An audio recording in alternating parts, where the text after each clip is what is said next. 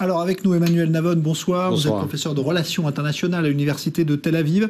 Est-ce que vous avez l'impression ce soir que la diplomatie occidentale a clairement abandonné Alep aux Russes et à Assad?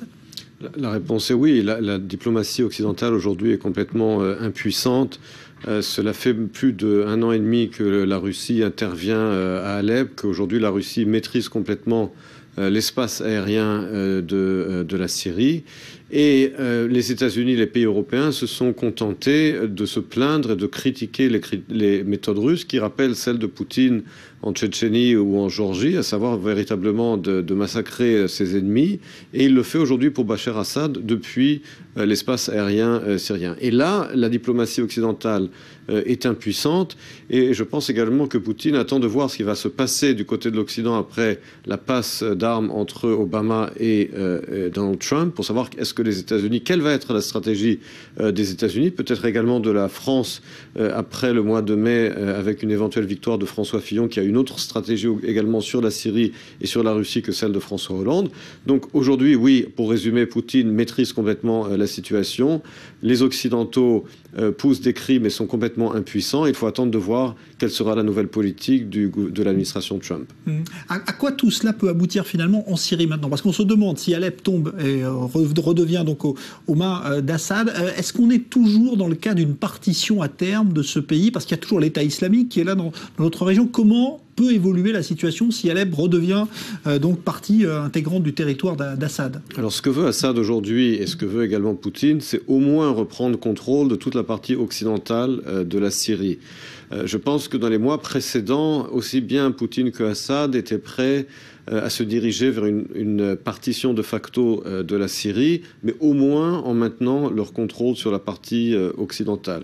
Je crois qu'aujourd'hui, ils veulent obtenir le maximum de contrôle et de terrain avant, comme je l'ai dit, l'entrée en fonction de l'administration Trump, pour voir quelle sera la position des États-Unis. Et ils cherchent tout simplement à gagner du temps, à conquérir le plus possible. Il est clair que Alep est un symbole. Et Bachar Assad a déjà déclaré que si Alep est reconquise par ses forces, eh bien, il aura gagné la guerre.